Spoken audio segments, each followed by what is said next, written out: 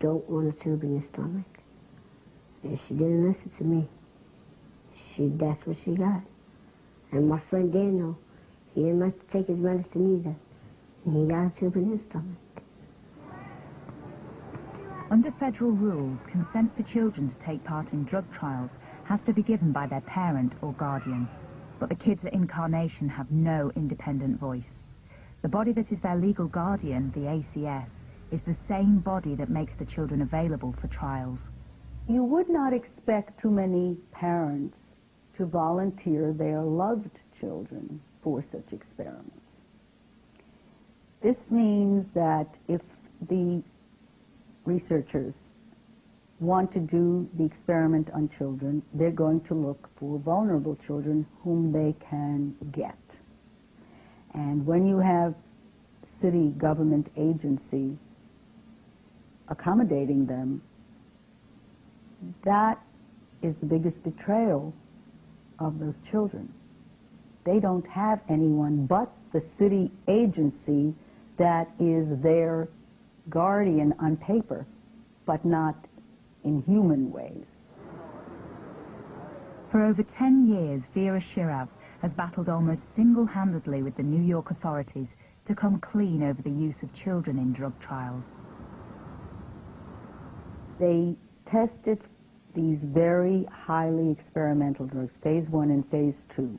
Why didn't they provide the children with the current best treatment? That's the question that we have.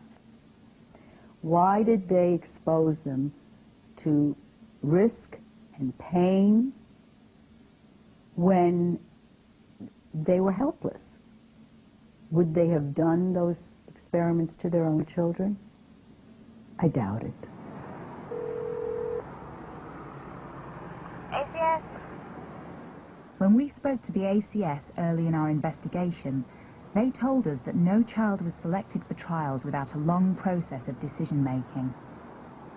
I would absolutely reject the idea that they go through a process. Yes, they go through a process, but it is on paper only. For example, the city department created a panel, an ethics committee that approved the experiments that were conducted at Incarnation House. There's only one little pesky detail. The panelists all come from hospitals that conduct the trials, so they all are stakeholders in saying that it was perfectly all right.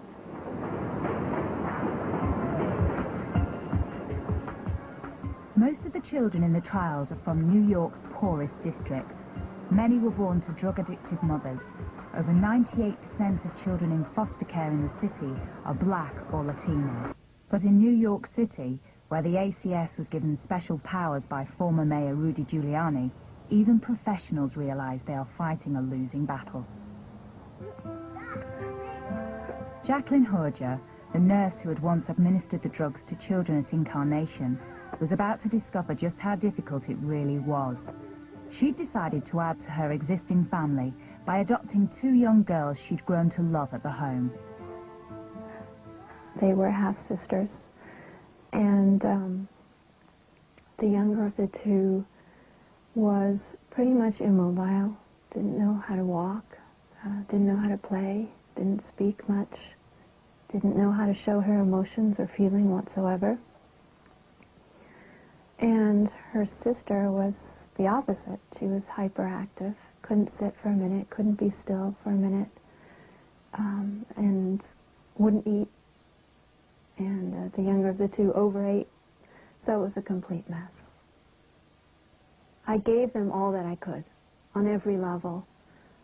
I gave them the good quality foods, the rest, the best private schooling they could get, occupational therapy, physical therapy, speech therapy, tutoring, the best psychologists I could find on all levels, and I just didn't seem to be making any headway.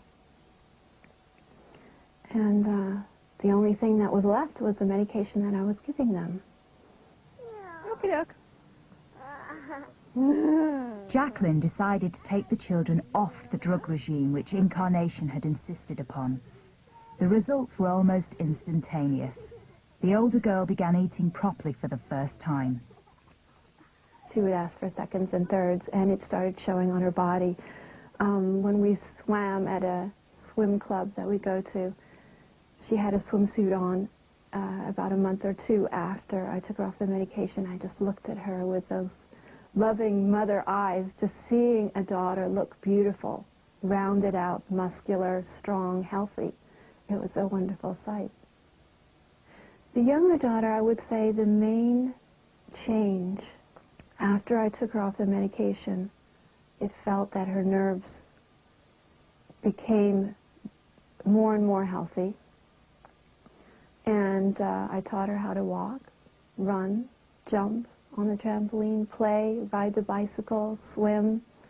And it was a joy to watch her.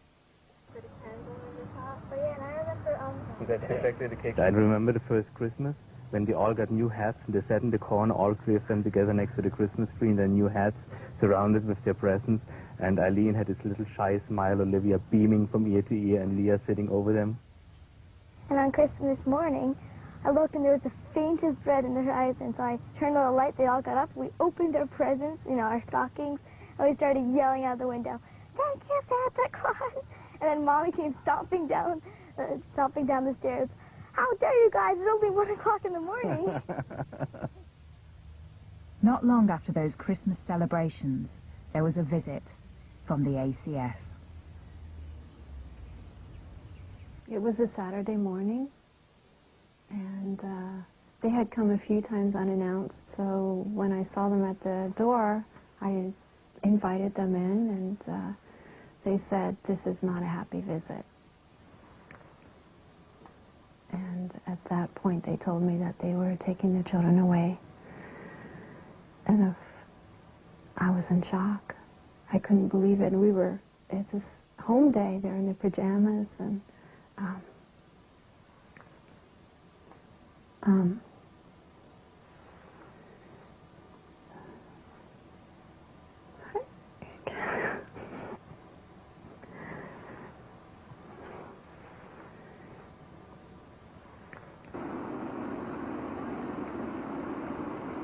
The social worker involved in the case was Demetrius Travis.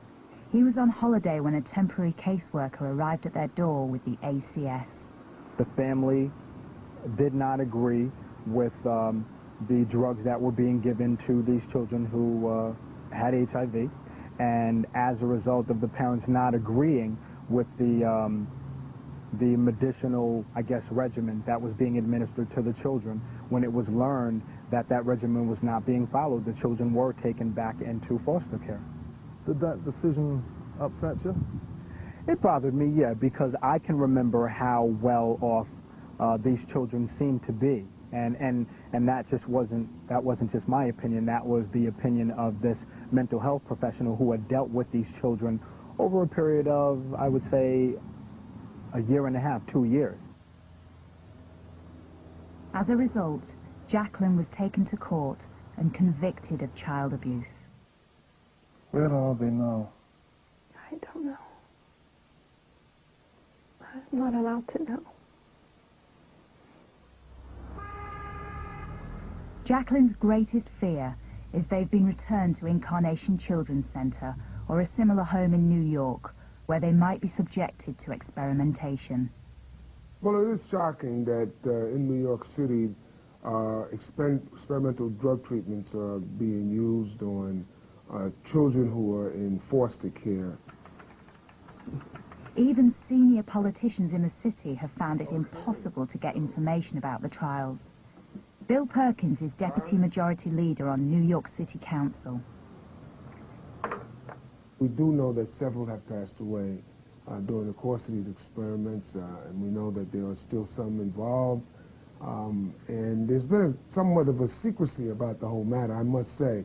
It has not been easy to get through the bureaucracy as to exactly what this is all about.